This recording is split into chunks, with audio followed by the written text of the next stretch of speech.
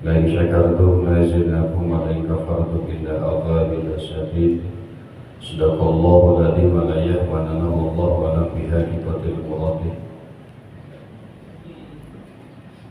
Pertama-tama yang paling utama, marilah kita panjatkan puji dan syukur kita kehadirat Allah ya Rabb, yaitu Allah Subhanahu wa Ta'ala. Yang alhamdulillah pada kesempatan hari ini kita masih bisa berkumpul, masih diberikan kenikmatan iman, Islam, sehat walafiat. Ya, mudah-mudahan segala kenikmatan yang selalu diberikan oleh Allah Subhanahu wa Ta'ala mudah-mudahan menjadikan satu wasilah kita semua selalu ada dalam ridhonya Allah Subhanahu wa Ta'ala. Amin ya rabbal alamin. Salawat beserta salam marilah kita tetapkan dan curah limpahkan kepada junjungan kita semua, yaitu Nabi besar Muhammad sallallahu alaihi wasallam. Tak lupa kepada para keluarga, para sahabat, para tabi'in, tabi'at khususnya, dan umumnya untuk kita semua selaku umat dan pengikut yang mudah-mudahan kita semua di yaumil kiamah nanti diberikan syafaat oleh Allah baginda Rasulullah sallallahu alaihi wasallam. Tak lupa yang saya hormati Ketua DKM Masjid Jami Al-Ikhlas beserta jajaran dan para pengurus yang mudah-mudahan selalu diberikan kesehatan oleh Allah Subhanahu wa Ta'ala, yang sehingga mudah-mudahan selalu istiqomah berjuang di jalan Allah Subhanahu wa Ta'ala. Amin ya rabbal alamin. Yang kami hormati para aparatur pemerintah setempat, Pak Ketua RT, Ketua RW, yang mudah-mudahan pula dimuliakan oleh Allah Subhanahu wa Ta'ala. Yang saya hormati para tokoh masyarakat, para asyati, para ustaz, yang mudah-mudahan pula diberikan ilmu yang manfaat oleh Allah Subhanahu wa Ta'ala. Tak lupa yang saya hormati wabil khusus para hadirin, para jamaah, orang tua sudah semua, yang mudah-mudahan para jamaah selalu dilindungi oleh Allah Subhanahu wa Ta'ala, selalu diberikan kesehatan Allah Subhanahu wa Ta'ala, selalu ada dalam barokah dan ridhonya Allah Subhanahu wa Ta'ala. Amin ya rabbal alamin. Alhamdulillah wa syukurillah wa ala ni'matillah. Pada kesempatan malam hari ini seperti biasa kita melaksanakan talab ilmu, menggugurkan kewajiban kita selaku hamba-hambanya Allah, selaku umatnya Kanjeng Rasul, yang mudah-mudahan talab ilmu kita ini pertama menjadikan satu wasilah segala kehilapan dan kesalahan kita dimaafkan Allah Subhanahu wa Ta'ala. Kedua, mudah-mudahan talab ilmu kita ini menjadikan satu pelantara dan wasilah kita dikumpulkan di surganya Allah Subhanahu wa Ta'ala. Amin ya Allah ya rabbal alamin. Dan tak lupa juga kita doakan keluarga kita, istri kita, putra putri kita, cucu kita, yang mudah-mudahan selalu ada dalam lindungan Allah Subhanahu wa Ta'ala. Keluarga kita dijadikan keluarga yang sakinah, mawaddah, warahmah Allah Subhanahu wa Ta'ala. Putra putri kita, cucu kita mudah-mudahan jadikan putra putri cucu yang soleh dan soleh Allah Subhanahu wa Ta'ala. Dihasilkan segala cita-cita dan urusannya Allah Subhanahu wa Ta'ala. Pendidikan anak-anak kita, baik pendidikan agama maupun umumnya, mudah-mudahan dikabulkan Allah Subhanahu wa Ta'ala. Amin ya rabbal alamin. Keluarga kita mungkin ada yang kurang sehat, baik sehat jasmani maupun tidak sehat rohaninya, mudah-mudahan oleh Allah Subhanahu wa Ta'ala diangkatkan segala macam jenis penyakit dan mudah-mudahan disehatkan walafiat oleh Allah Subhanahu wa Ta'ala. Amin ya rabbal alamin. Begitu bil barakah kita buka pengajian ini dengan membaca surah Al-Fatihah berjamaah. Ala hadhihi ya wali kulli niyatin salihah bila qadina bil Mustafa al-Fatihah. A'udzu billahi minasyaitonir rajim. Bismillahirrahmanirrahim. Alhamdulillahi rabbil alamin arrahmanir rahim maliki yawmiddin. Iyyaka na'budu wa iyyaka nasta'in ihdinas siratal mustaqim. صراط الذين أنعمت عليهم غير المغضوب عليهم ولا الضالين.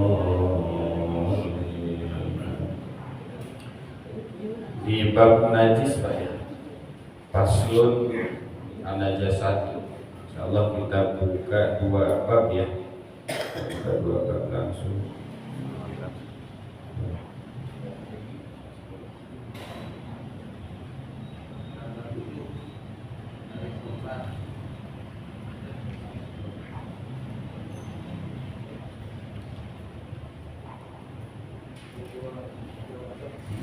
Bismillahirrahmanirrahim. Faslun, ini satu pasal an-najasatu, yang namanya najis salah satu ada 3.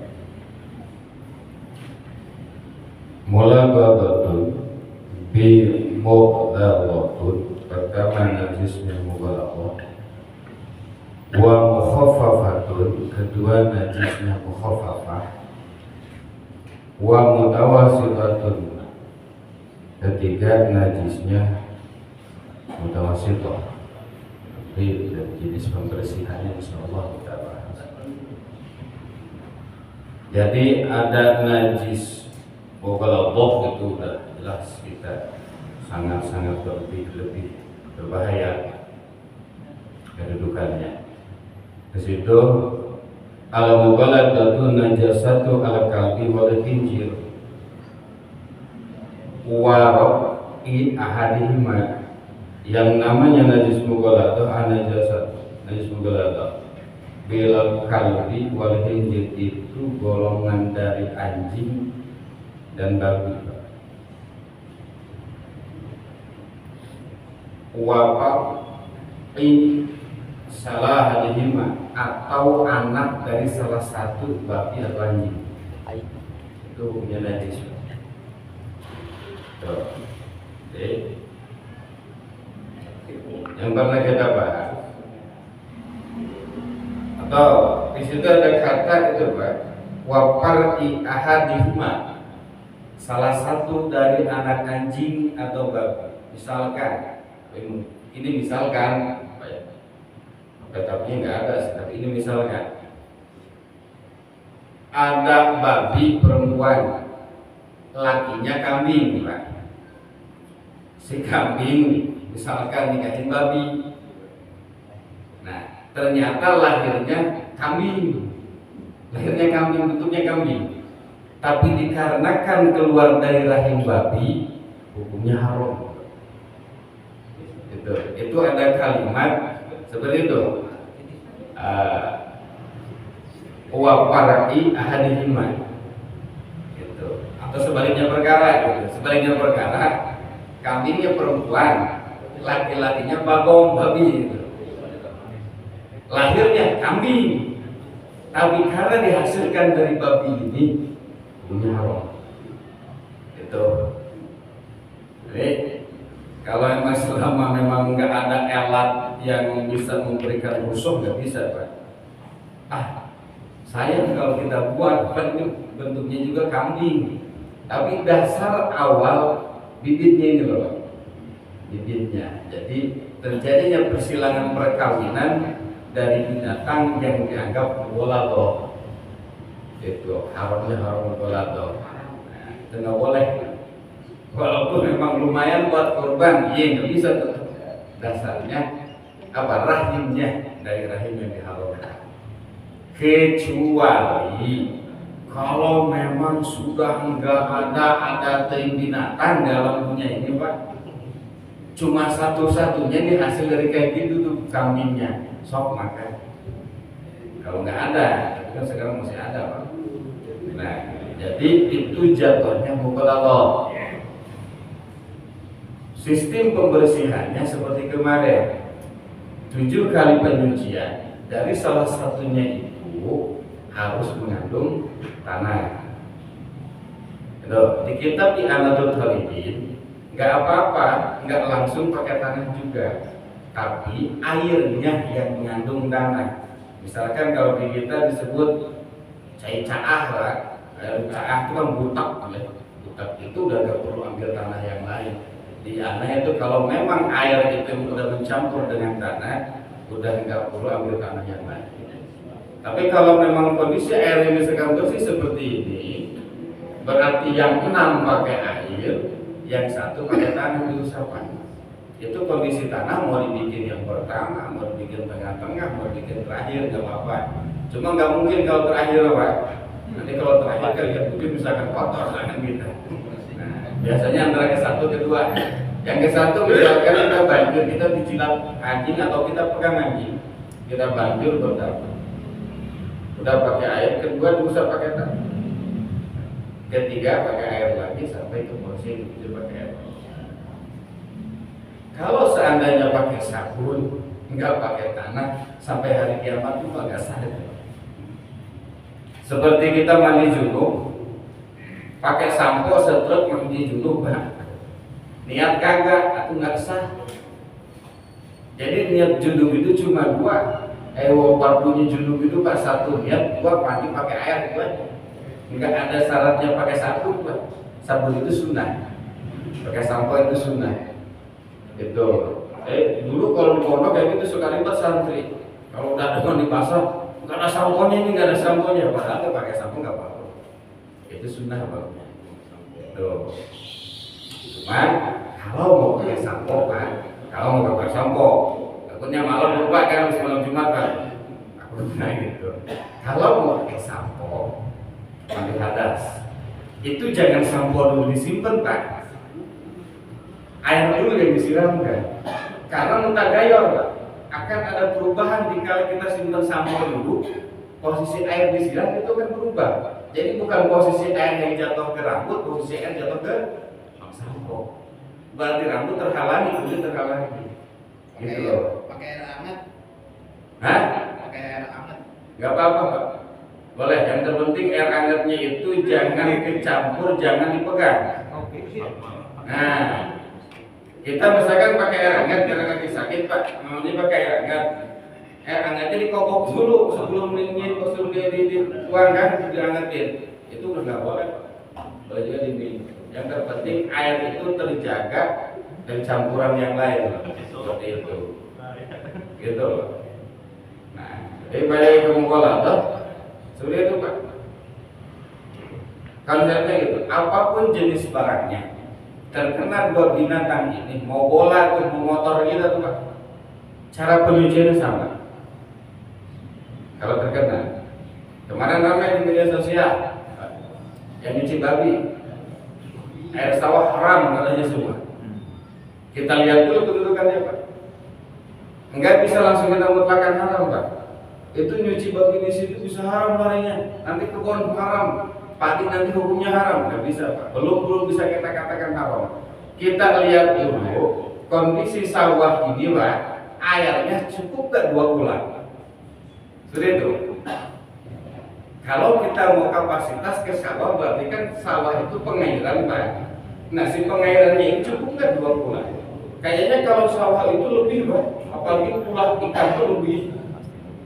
Selama tidak berubah baunya, selama tidak berubah rasanya, selama tidak berubah warnanya, maka hukumnya itu tidak najis, Pak.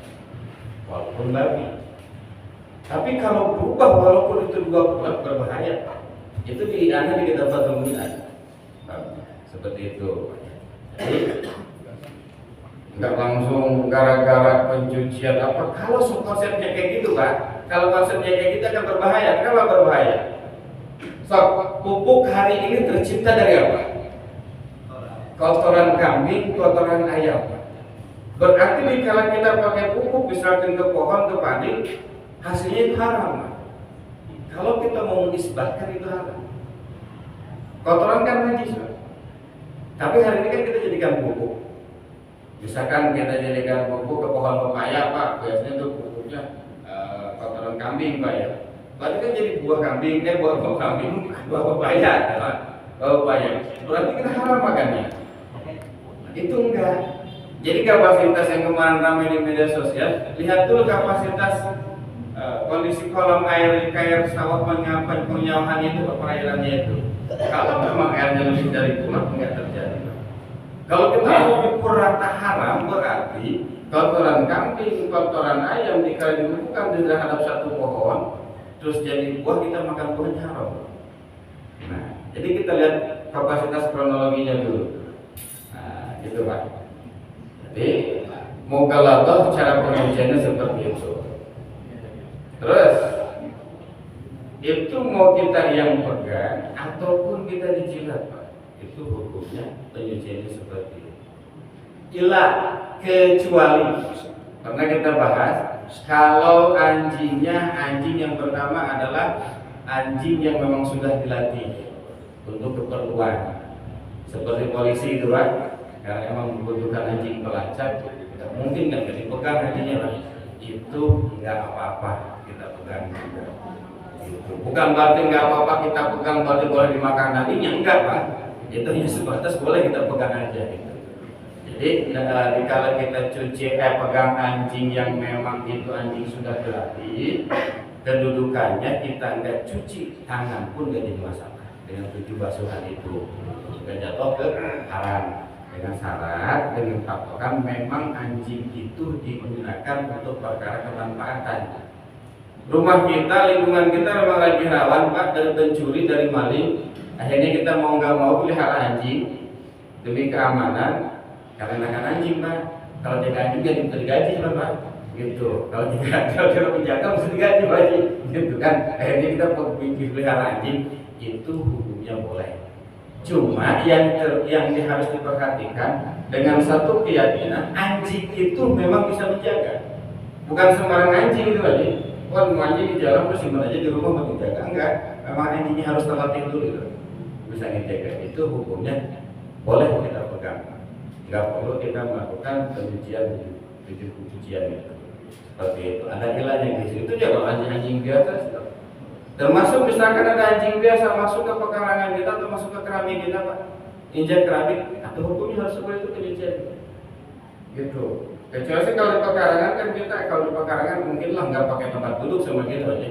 Kalau di pekarangan hanya sebatas lewat aja gitu. Itu pun tahu keinjak atau enggak gitu kan. Tapi kan kalau di pelataran rumah yang di keramik, yang kita takutkan adalah kena kaki kita.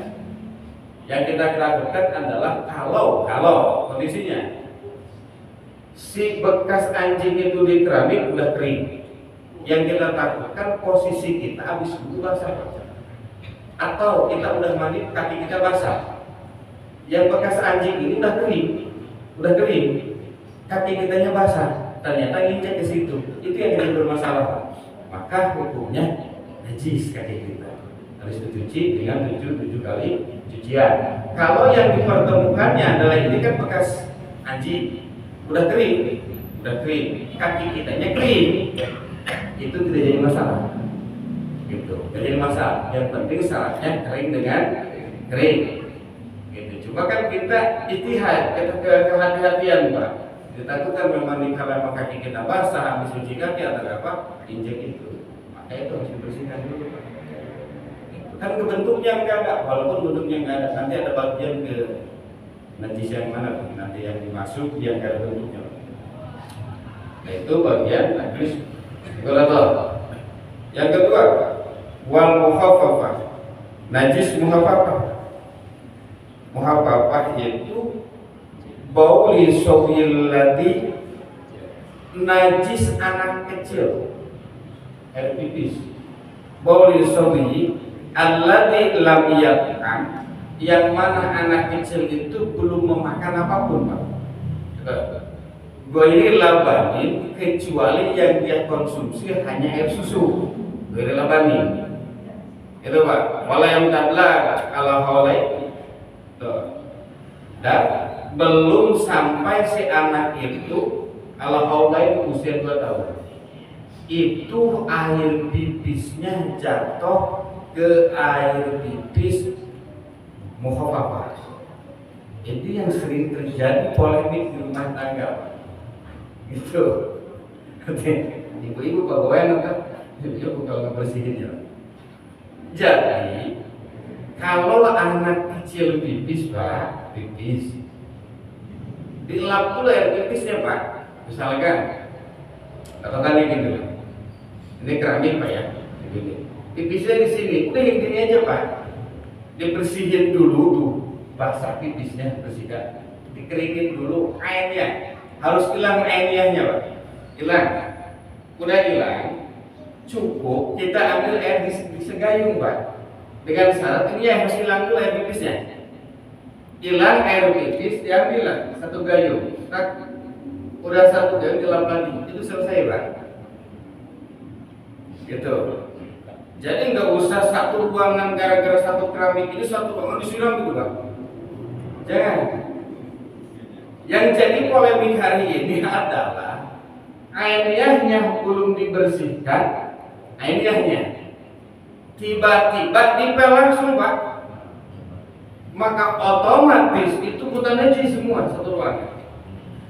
Kalau mau dipel Pak, kalau mau dipel, misalkan yang kena najis pipis anak itu satu keramik Pak, kayak tadi dulu dibersihkan dulu airnya, ambil air segayung atau air satu ini Pak, air sedikit, kita kucurkan, udah satu keramik kan airnya juga kita bersihkan, maka dipel bisa kayak gitu. Jadi bersihkan ini dulu Pak secara syar'inya, baru kita pel. Tapi hari ini kan polemiknya pipisnya udah nggak ada, ini kita langsung pel, itu yang berbahaya. Maka konsepnya kalau memang benar air pipisnya airnya nggak ada nih Pak, tapi belum disiram sama air segayung atau sebotol, belum disiram, tiba-tiba langsung dipel pakai pelan ke kanan, ke kiri, ke timur, ke barat, itu mudah najis saya disuruh. Kalau di karpet Pak, Sama. Cuma kan pertanyaan kalau di karpet itu kan rembes Pak ya. Nah, di karpet itu rembes, airnya itu harus kering dulu Pak. Gitu. Misalkan di karpet adanya sebelah sana Pak, nah itu harus dikeringkan dulu. Berarti kan kalau kering udah bentuknya udah nggak ada Pak. Bentuknya udah nggak ada, terus airnya udah nggak ada, baunya udah nggak ada. Berarti tetap belum bersih Pak. Itu siram lagi Pak pakai air satu gayung. Dikala udah kering, siram pakai air satu gayung. Gitu loh. Jadi hilangkan dulu, keringkan dulu airnya ini Pak, air kencingnya. Jangan gini, udah masih ada air kencing, udah kita siram air segayung, arah itu Pak kemana-mana. Nah itu yang kita takutkan. Dikala cara pencuciannya seperti itu yang tadi, airnya kita bersihkan, ternyata belum disiram pakai air segayung, tiba-tiba dipel aja langsung semua. Bapak ambil wudhu, keluar dari kamar mandi, kaki masih basah, injak itu, hukumnya Pak, kita mutan najis, mesti cuci lagi kaki kita. Gak wajib wudhu lagi, cuma cuci kaki lagi, gak wajib wudhu. Kita maksain aja gitu kan, maksain sholat, biasa sholatnya. Karena kaki kita hukumnya injak najis. Kan airnya udah nggak ada, betul airnya nggak ada, tapi secara syariat, secara hukum fikih itu belum bersih Pak. Mungkin secara hukum sosial bersih, nggak bau, bisa nggak kelihatan. Makanya ulama mengatakan wajib ngaji itu sampai sini Pak. Sini babnya itu. Jadi sekali lagi Pak. Termasuk kita kan misalkan punya cucu Pak Haji lagi digendong. Cucu kita lagi digendong, ternyata pipis pas di sarung kita Pak. Nggak usah semua sebenarnya Pak. Di mana titik yang dipipisinnya nih Pak? Ternyata di ujung sini misalkan Pak pipisnya, ini dicuci aja nih, dicuci, nggak usah semua. Gitu. Kalau memang mau habisnya, tapi kalau memang udah yang dicuci istri ini gitu kan. Polemik yang kedua yang terjadi adalah dikala celana bayi masih ada pipis disatukan dengan pakaian lain di mesin cuci. Harusnya si anak itu misalkan pakai celana apa ya, ngompol, ya itu dibersihkan dulu Pak. Atau nggak usah dibersihkan dulu lah, yang itu dipisahkan Pak, kuncinya satu aja. Jadi jangan digabungkan ke pakaian orang tuanya yang memang nggak ada najisnya. Kalau yang itu masih ada najis, yang di bayi masih ada air pipisnya belum dibersihkan secara hukum syar'i, digabungkan saat di satu mesin cuci, maka hukum yang lainnya najis Pak. Gitu, datanglah air surut, maka otomatis si air pipis yang ada di pakaian si anak ini, di celana si bayi ini tergabung ke pakaian yang lain. Pakai sholat baju kita, wala yasilu sholat dulu, nggak sholat, nggak sah sholat kita, karena pakaian kita udah tergabung dengan najis. gitu. Jadi yang disebut najis muhabbabah adalah baulu sobilladil lam yun'ab ghairi ini walam yaqab al-khalaini, najis anak kecil yang belum makan apa-apa ghairi labanin, kecuali hanya mengkonsumsi air susu dan anak itu belum mencapai kategori usia 2 tahun. Bagaimana yang sudah makan yang lain termasuk sudah lebih dari 2 tahun, itu termasuk muhabbabah juga Pak, cuma tingkatannya di atas yang ini Pak. Metode pembersihannya yang tadi, kalau muhabbabah itu kalau muhabbabahnya yang anaknya sudah lebih dari 2 tahun dan mengkonsumsi makanan yang lain yang tadi Pak, jadi konsepnya airnya harus dihilangkan, warnanya harus sudah enggak ada, terus rasanya baunya harus benar-benar enggak ada. Kan kalau pipis bayi yang belum makan apa-apa belum bau Pak. Tapi kalau anak udah makanan misalnya jajanan gitu, udah mulai dicium baunya gitu. Nah itu konsepnya, kalau yang masih bayi cukup kita hilangkan airnya aja gitu. Baunya masih ada, misalkan yang baik misalkan masih ada, tapi patokannya yang tadi, dia kan baru minum susu doang, terus belum makan apa-apa, terus yang usianya belum 2 tahun, udah langsung cuci aja pakai air 1 gayung. Tapi yang udah di tahapan lebih dari 2 tahun itu udah makan apa-apa, ternyata masih bau apa sebutnya, bau pesing, itu diusahakan hilangkan dulu bau pesingnya. Kita udah dihilangkan ya air pipisnya, ternyata masih bau pesing. Biasanya kan hilangnya pakai sabun. Nah, dibantu harus pakai sabun. Nah, kan ada perbedaan dari situ Pak. Tapi kalau tadi anak bayi yang belum makan apa-apa, enggak pakai sabun pun enggak apa-apa. Di situ. Nah, jadi itu Pak. Yang saya takutkan adalah yang tadi, kalau mau ngepel pipis anak dibuang dulu, ternyata nggak disiram dulu. Main bawa pelan lah kita. Pelan kan biasanya ada ibu-ibu ya. Ibu-ibu biasanya kan pelan itu kan kayak gitu Pak. Pelannya dimasukin ke ember, terus aja. Sedangkan patokan ember itu tidak cukup 2 tulang. Masukkanlah, terus aja kan. Dipel pas kena yang bekas pipis itu. Sedangkan ini belum dibanjur pakai air 1 gayung. Gosok lah kan. Otomatis si kain pel ini najis Pak. Pasti ibu-ibu rata-rata udah digosok dimasukin lagi ke najis lagi itu main ember. Maka setelah diangkat dipel lagi ke keramik kita, najis semua itu. Berbeda, gitu Pak ya. Jadi harus pakai metode Pak, gitu ya. Hanya hukum fikih seperti itu. Nah, gitu Pak. Nah, yang ketiga nih.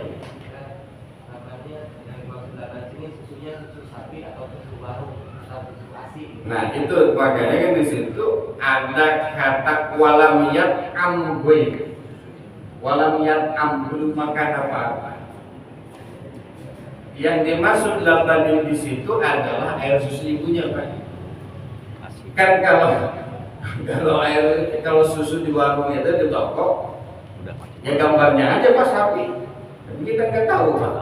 Nah seperti itu. Jadi labanin di sini adalah susu ibu. Kedua, kalau memang toh itu air susu sapi Pak, kemungkinan kan kalau air susu sapi kita kayaknya 1 hari disimpan dibikin itu langsung pecah Pak ya, langsung basi. Tapi kan ini berbulan-bulan di toko Pak. Nah berarti ada campuran di situ Pak, campuran pengawet. Nah berarti sudah berubah Pak.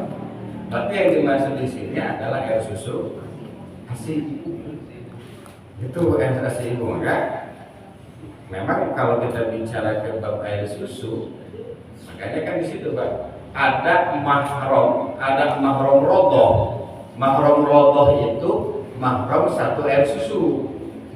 Bukan mahram rahim, kan ada mahram rahim, ada mahram rodoh, mahram air susu. Mahram air susu itu ini anak saudara bayi. Kebetulan kita juga punya bayi.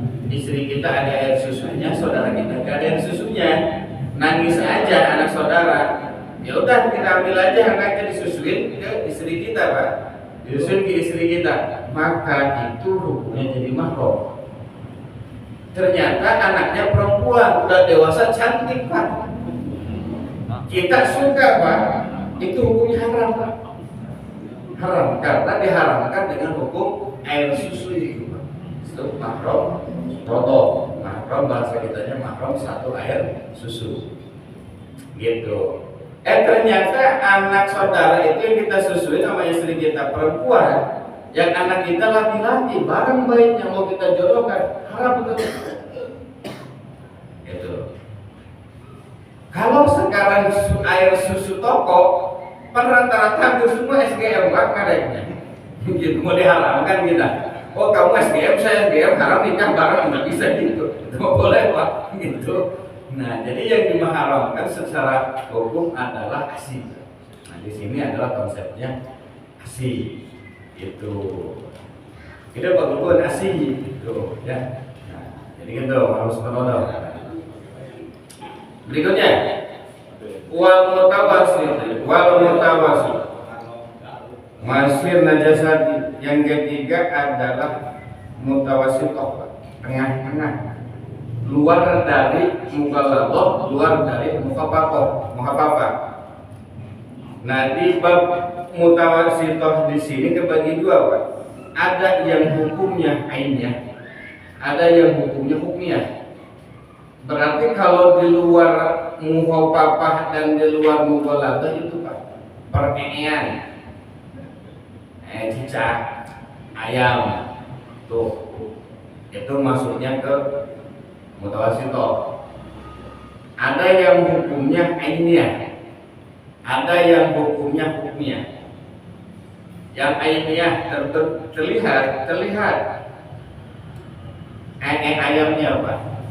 Lihat, maka hukumnya bentuknya harus hilang, baunya atau rasanya harus hilang, warnanya harus hilang, baru kita bisa bersihkan. Cara pembersihannya yang tadi cukup air 1 gayu. Kalau tadi kan kita hafal deh bentuk ayam kayak gimana Pak, warnanya dihafal boleh, nah gitu nomor 8 gitu warna nata, itu yang harus dihilangkan. Kalau hukmiyah, misalnya kata anak kita, Pak tadi kucing pipis di situ, mana nggak ada, itu di situ, nah itu hukumnya hukmiyah Pak. Enggak perlu terlihat bentuk ainiyahnya. Tapi kalau sudah diyakinkan memang pipis di situ, maka hukumnya cepat-cepat kita ambil air buat nyiramnya. Seperti itu. Itu hukumnya. Ada airnya, ada hukumnya. Seperti kita lagi sholat Pak, jatuhlah cicak. Dihukum pipi. Jangan ngomong dulu di hati pas kita baca tahiyat, gitu kan? Cicak, nggak kelamaan itu Pak. Kalau kayak gitu buru-buru kita buat, gitu kan? Yang penting jangan sampai pergerakan kita itu masuk ke kategori lebih dari 3 pergerakan. Misalkan ada di samping kita, kalau kira-kira bisa digini aja Pak, begini. Tapi kalau cicaknya yang kering Pak, kalau yang kering tidak akan meninggalkan bekas, tapi kalau yang basah bekasnya ini yang jadi masalah. Kalau yang kering, jadi jangan debat dulu di hati. Cicak segala macam kelamaan itu Pak. Jadi kalau ada yang cicak yang kering, forot pada waktu itu juga langsung kita buat. Itu hukumnya sah salat. Tapi kalau yang basah, karena meninggalkan basah itu hukumnya salatnya harus balikan lagi Pak. Wudu nggak batal, sholat yang batal. Tapi karena basah, yang kita takutkan kan suka nembus basahnya itu kayak ke kulit. Nah kulit yang ini yang wajib dicuci aja Pak. Ya kulit kira-kira kulit kemana yang kena. Atau jatuhnya ke kulit, cicak ya. Kalau memang kering, ya udah segitu aja Pak. Yang penting dia jatuh. Tapi kan kalau basah kan meninggalkan bekas di kulit ini, maka hukumnya batal sholatnya, wajib dicuci aja Pak. Nggak usah kita balik dulu. Seperti itu untuk bab najis. Itu bab apa termasuk ini yang sejenis kotor ya, termasuk kambing yang gitu jatuhnya ke mutawassithah, tengah-tengah ke mutawassithah. Itu termasuk sapi, walaupun dagingnya bisa dimakan, kotoran tetap hukum. keinjak najis. Kalau seandainya kita keinjak, wajib kita cuci kaki, nggak usah 7 balikan itu mah, dibersihkan aja udah selesai. Nah seperti itu. Nah, pertanyaan lagi Pak? Kalau mau sujud nih, saya mau sujud, tiba-tiba di depan kita ada cicak, itu gimana Pak? Gini Pak. Sampaikan Pak. Kita sujud. Kalau cicaknya di sini Pak, Mau sujud Pak, mau sujud. iya, cicaknya di sini. Ya. Diperkirakan kalau kita sujud kenapa? Ya. Cicak. Ya tuh itu haram. Kalau kena Ya. batal. Tapi kalau memang bisa kita nggak kena, di sini misalkan ada cicaknya, ternyata Ya. masih bisa ketolongin gini Pak. Oh gitu. Nah di sini ada nih, itu kemarin dijelaskan. Itu hukumnya makruh tidak? Makruh. Ulah nggak geser udah. Itu makruh. Yang kita takutkan kalau ngegeser akan lebih dari 3 gerakan Pak. Nah kita jadi patah lagi nantinya. Jadi yang ini aja kira-kira akan tolongin. Nah ditolongin. Nah berarti itu punya makruh dengan ke sholat. Nah itu Pak. Gitu.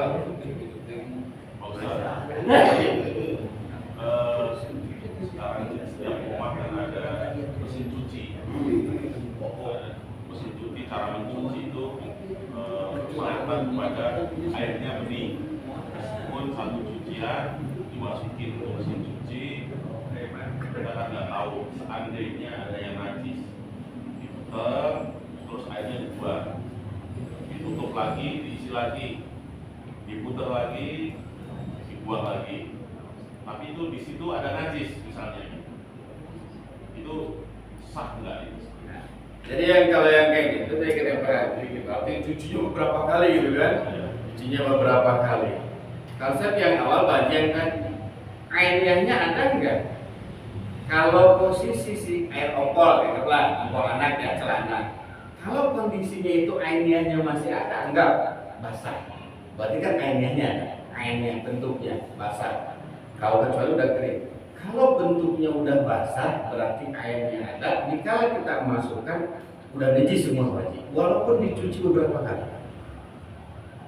Seperti itu. Karena apa? Airnya yang jadi masalah. Airnya. Maka ada masuk ke bagian usul lagi.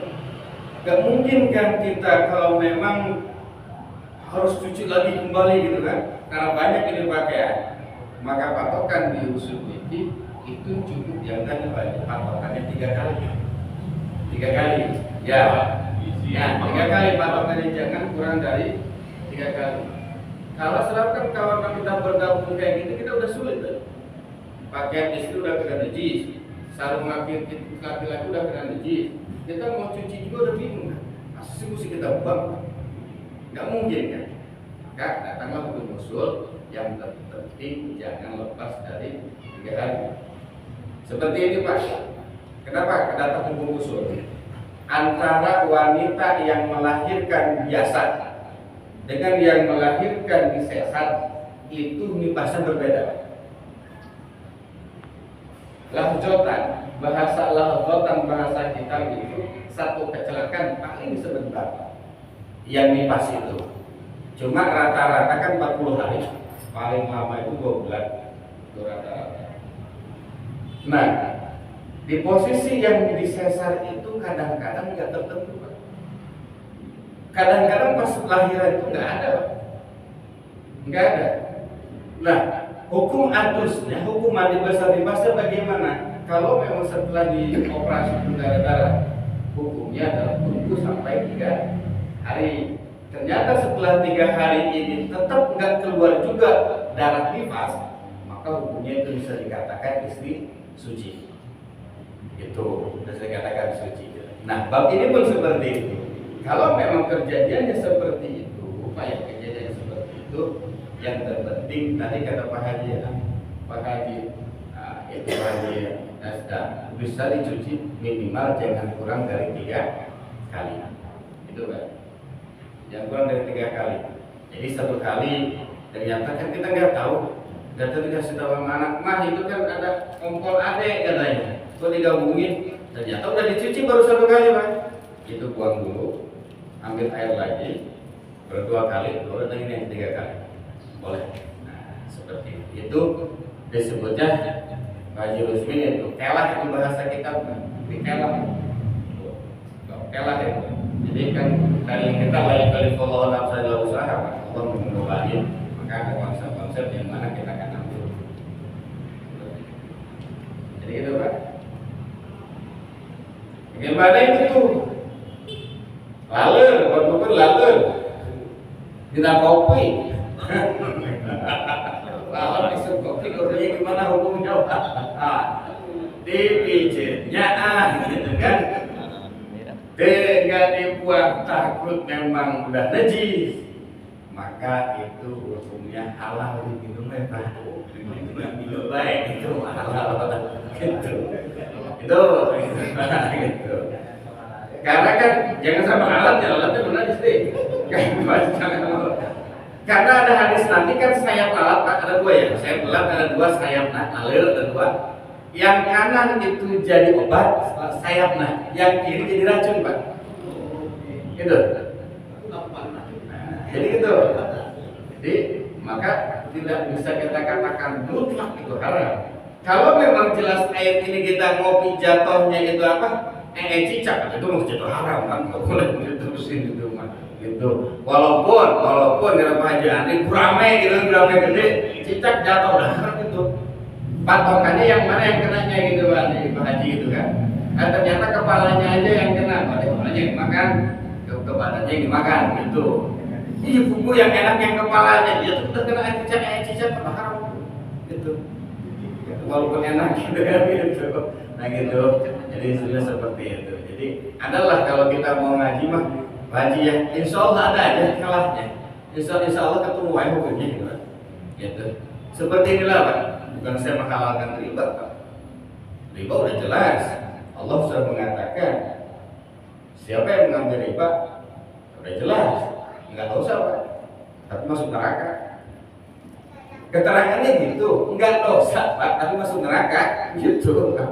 Jadi Allah sudah mengatakan siapa yang mengambil riba enggak kalimat dunub Pak, enggak ada dunubi, enggak ada dosa Pak. Kalimatnya nar langsung gitu kan, neraka. Berarti orang yang ambil riba itu adalah musuh Allah.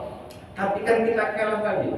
Kalau kita mau mutlakkan itu riba, bagaimana orang yang ambil perumahan Pak? Haram semua. Bagus sampura. Masalah bab mobil bagaimana Pak? Ya. Dikalah pakai hukum usul Pak. Kalau kita bisa punyanya dengan cara seperti itu, hukumnya warna, ubah boleh, bukan halal boleh hukumnya Pak.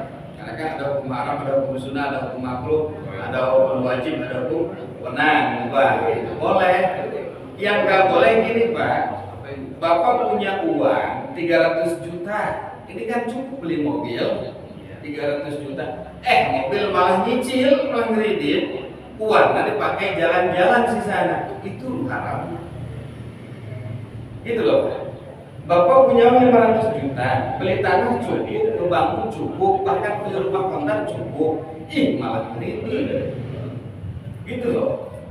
Ini sisanya karena pakai ulin, udah nongkrong-nongkrong jalan-jalan. Itu kayak salah. Ada kalah, jadi lain kalau follow nafsan la usal itu juga langsung. Juga haram itu, kita kalah terus secara usul bikinnya itu mampu enggak gitu.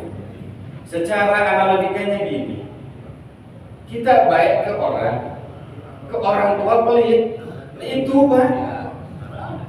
Modelnya kayak gitu.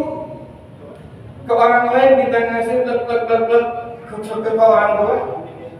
Nah, ke orang lain kita baik ke keluarga, ke anak istri ngerek. Hukumnya dosa, dipahami. Nah kayak gini modelnya gitu loh Pak, dikelah dulu hukumnya gitu. Nah kalau sebenarnya kamu aja udah mampu gitu Pak, nggak apa-apa. Jangan kalau udah mampu mah jangan gitu kan. Udahlah kita mengirim aja. Karena udah hafal kelah, udah kan kita ngambilnya mobil mau ngambil 5, uangnya juga 500 juta gak cukup, 55 buat kontan, kredit 55 itu mau keadaan namanya Pak. Itu keadaan gitu. Jadi seperti inilah Pak. Panggil mata balaku mina nisai masna baswasa warubah pengen itu malah tadi lu bawa hidat Pak. Nikah ya? Ya, dulu tadi. Nanti lo hari ini mereka mengeluarkan dalil adalah nikah 2, 3, 4 sunnah. Tapi kalimat fa'in khiftum ta'dilu fawahidah tidak dibawa. Fa'in khiftum ta'dilu fawahidah. Dikala memang Anda tidak akan pernah dolim terhadap istri Anda, sok mangga. Kira-kira dolim mual. Kalau istri yang pertama dikasih avanza, yang kedua avanza, Pak. Kalau istri yang pertama rumahnya besar 100 meter, yang kedua harus 100 meter, Pak. Itu di luar kebutuhan anak juga ya, itu masih kebutuhan istri aja, Pak. Istri aja. Kalau istri yang pertama sudah berangkat umrah haji 2 kali, yang istri kedua harus 2 kali, Pak. Itu tidak diperbolehkan, ada perbedaan sedikit pun itu. Kan kadang-kadang orang gitu. Punya istri 2, 3 pun hanya jadikan pos transit doang, Pak. Bab itu kita tidak perhatikan gitu. Dosa itu. Nah, maaf, ada piala lagi untuk pribadi saya. Teman suka ngeledek. Tuh, Ustaz, istri udah sakit-sakitan, udah nikah lagi, weh. Gitu, Pak. Kelahnya ke situ, teman. Nah, nikah deui. Nah, dulu kita lihat dulu. Kalau memang secara batinnya kita, kan urusan batinnya kita, Pak. Secara batinnya memang kita sudah tidak dicukupi, yuk wis mangga. Tapi kalau kita selaku suami ridho akan terjadi bab itu, Pak. Ridho kita tidak dicukupi oleh istri masalah batinnya, ya selesai perkara gak usah nikah lagi.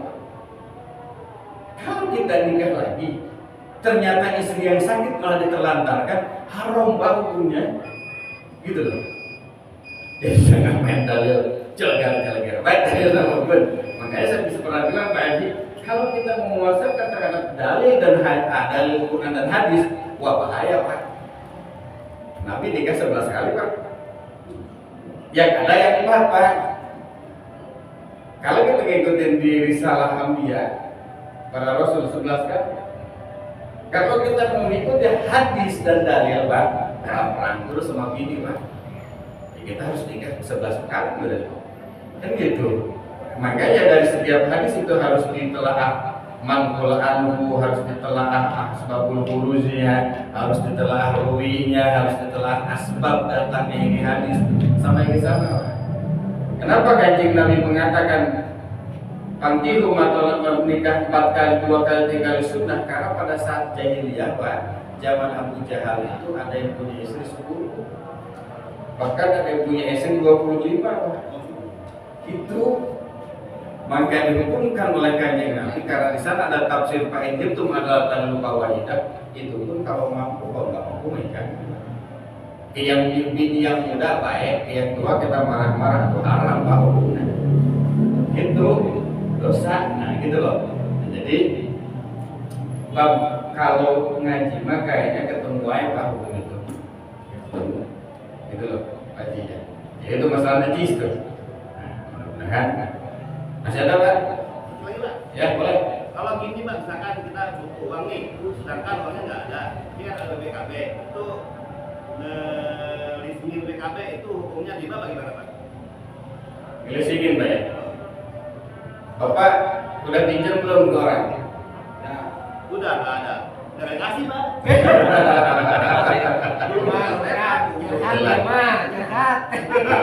Maaf, Pak, kita bahas sedikit berarti. Inilah kekurangan umat Islam tadi. Terkadang antara agama kita dengan agama lain, view-nya lebih kuatan agama lain, Pak. Begitu. Makanya kata Nabi, antara sedekah dan meminjamkan hutang, pahalanya lebih besar meminjamkan hutang. Apalagi kalau hutang itu dibebaskan. Seperti itu. Makanya kata Imam Syafi'i, jangan pernah kau menagih hutang yang telah kau pinjamkan. Kata Imam Syafi'i. Gitu. Lah ngarep kita ngarep itu bentuknya gitu. Nah, begitu. Terlepas dari bab itu, Pak. Terlepas dari bab itu, kita akan ambil usul yang kemarin, Pak. Keringanan seperti yang kemarin dikala kita di hutan kelaparan, sudah nggak ada makanan apa-apa, sedangkan kita butuh makan, ternyata cuma ada babi aja, Pak. Mau mati apa mau hidup kita, Pak? Udah kita mau mati aja daripada makan babi haram ya. Nggak bisa kayak gitu Pak. Agama tidak seperti itu. Udah makan aja babi Pak. Kebab yang itu kalau orang yang ada kalau tetangga saudara nggak ngasih pinjam, yang ada malah dicaci maki gitu Pak. Gitu. Izin Pak. Gitu. Izin ke orang lah. Izin kalau udah gitu kan. Kalau jauh datang hijau di mana gitu. Tutup pantalan tutup. Curhat ya. Udah kalau memang leasing itu tidak membebankan terhadap kita bunganya. Kalau gini Pak, pinjam 1 juta gantian 1.700.000 kan edan Pak itu. Kalau memang minjemin misalkan 1 juta, anggaplah kita kasarnya bunga Pak ya, cuma 200.000, udah aja itu anggap kita sedekah. Kita kayaknya ke sana, tapi dengan syarat yang tadi Pak, udah pinjam kemana-mana, gak ada yang ngasih. Nah, kayak yang tadi kita nyari makan di hutan, gak ada makanan sama sekali, cuma ada babi aja gitu. Itu udah pinjam kemana-mana gitu kan. Udah jangan sampai gini, minjem pinjam leasing pinjam belah gitu kan gitu. Pinjam dulu cari itu. Nah gitu loh Pak. Kalah dulu kita, kalah mudah nggak ada yang ngasih. Terlepas itu mereka ngasih atau enggaknya, bilang punya atau enggaknya benar jujur atau kita terserah mereka itu. Yang terpenting udah usaha buat nyari dulu. Gitu loh Pak. Itu seperti itu. Itu Pak Haji. Nah mudah-mudahan Insya Allah. Tapi sih itu mah Pak ya. Misalkan motor ayah Haji minum duit itu kalau kira-kira memang nggak ada banting tinggal STNK pegang aja dalam jangka 1 bulan silakan ambil motor saja, ini jaminannya STNK BPKB.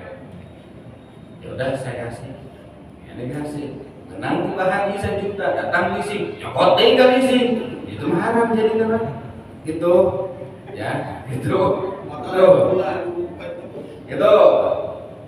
Cuma yang berbeda itu Pak, yang akan jadi konsep yang jadi permasalahan itu, yang pertama ngincar lunas kreditannya waktu itu, yang jadi haram yang bukan yang pertama, yang kedua loh Pak. Yang kedua, lo pertama ngincar lunas itu, ini seperti itu loh. Kan biasanya kalau Bang kayak gitu bermaji, kalau bayaran kita berbulan lancar sok ditawaran desa tahun deh kan gitu, ambillah gitu kan. Yang kedua yang haram Pak. Yang pertama ikan beres gitu loh, kecuali sih memang jatahnya kerjasama yang gak ada hubungannya gitu. Nah, kalau ke bank-bank kayak gitu kalau bisa yang tadi kalau udah nggak ada cara lagi saudara nggak bisa ngasih siapa nggak bisa minjem, yaudah kita leasingin aja, cuma beresin yang satu kan dia rumah dia ayah lubang di sini ada di situ ada biasanya terpinjol kan gitu. Berarti itu dia, jadi buat tutupin yang ini pinjam ke sini udah nggak campur itu nggak dosa hukumnya. Nah, gitu. Jadi itu Pak syaratnya kayak gitu. Fokus selesaikan pembayaran di situ dan syaratnya kita cari dulu lah ke yang lain. Kalau yang lain udah mentok, ini kayak saya pastinya pasti ada berarti. Haram tuh duit bank keliling. Oh Ustaz kok enak ngomong kayak gitu, Ustaz lagi jembon kan gitu. Jadi kadang-kadang kita juga mentok kalau bahas bab kayak gitu. Ustaz ngomong haram memang naik merek Ustaz kan gitu. Bahkan kebutuh. Nah, makanya kita kalah dulu ternyata mereka kayak gitu Pak Gubernur pinjam ke yang lain buat tutup lubang yang lain itu akan jadi haram karena pinjam ke yang lain itu loh Pak. Gitu. Toh kan kalau memang kita pinjam yang awal konsekuensinya kita berarti siap mengganti Pak. Kalau siap mengganti berarti siap kerja kita. Jangan jadi masalah pinjam di awal dari gantian kurang dari KW. Pinjamkan duit TKM. Kemarin Ustaz hukum pinjam di DKM.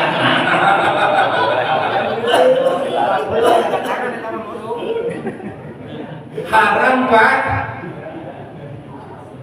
Ikrarnya bukan buat dipinjamkan Pak. Ikrarnya untuk kebutuhan masjid. Punya utang kebutuhan masjid lain. Itu kan Anda yang punya masalah di keluarga, kenapa mesti dia benjol misalkan? Itu loh. Ya udah kan kita mau nolongin orang aja kasihan, atau nolongin mah atau pada DKM itu dikasih. Itu Pak. Itu cek Ustaz Samsul kita mah itu nolongin aja. Kalau mau nolongin jangan pakai uang DKM, ya uang pribadi aja. Itu bukan konsepnya Islam. Gitu. Bukan termasuk kebutuhan masjid. Kalau orang yang punya hutang termasuk kebutuhan masjid, mungkin buka hutang darah rata ke masjid yang ada. Gitu. Tapi kalau dikeluarkan dari DKM, ya pengurus sudah keluarin. Tapi DKM juga supaya memberikan perhatian kepada jamaah yang misalkan ada keluarga yang meninggal atau membantu yang sakit. Jamaah sih sudah membantu. Kan itu mah babnya bukan hutang haji. Nah, ini maksudnya boleh kan itu. Nah, kalau itu mah kan kita kembali tadi baca. Selama itu kebutuhan masjid berarti fisabilillah kebutuhan masjid. Enggak ada yang namanya kebutuhan masjid bukan fisabilillah, Pak. Kebutuhan masjid misalkan dalam tanda lain kan gitu. Berarti sabilillah menolong orang seperti yang meninggal itu kan sabilillah. Yang sakit itu sabilillah. Kalau konsep bab yang minjemin yang punya hutang itu, kita lihat konsepnya dulu, Pak. Ustaz Samsul mau jalan-jalan ke akhir. Ya, konsepnya. Ini pinjam karena anaknya kelaparan, Pak Haji. Oh, iya. Sok mangga. Oh iya. Pinjam jeung naon? Bayar pinjol. Karena kan DKM itu kan dewan Kemakmuran. Iya. Ini jamaah ini harus Makmur. Anda jangan menafsirkan makna itu ke sana. Ini salah tafsir ini. Pak DKM, awas ah kalau di Nanti kalau itu konsepnya yang punya hutang tiap Jumat antri. namanya di rumah. Mana karbon. Betul. Yang dimaksud makmur di situ satu dan yatim, jangan sampai enggak ada Idul Fitri, sampai enggak ada Idul Adha, sampai enggak ada pengajian, sampai enggak ada yang meninggal, sampai enggak ada DKM-nya tidur enggak ngurusin mayat sama ustadznya. Tuh itu maksudnya makmur. Ya, sampai situ maksudnya. Makanya saya pernah bilang kepada antri, siapa lagi yang mau memperjuangkan kalau bukan beliau kan gitu. Makanya dorong terus banyak dorong. Gitu betul kan. Nah gitu, maksudnya di situ gua butuh lain hutang tadi. Bahaya. kalau gugur ke rumah hati-hati. Takutnya nanti ada yang punya hutang bayar motor, bayar mobil kreditan, Assalamualaikum Pak DKM. Saya bahaya. Nah, maksudnya kisabilillah Bang Bun. Selama itu sabilillah. Nah misalkan gini Pak DKM, ada yang mau pinjam dia kelaparan Pak Haji, ada yang mau saya kasih, tapi dia bank keliling. Nah kita menyelamatkan supaya dia nggak kena bank keliling. Ya udah pakai bank DKM aja. Nanti saya musyawarah nama pengurus gitu. Tapi mulainya udah mengurutan. Antri semua.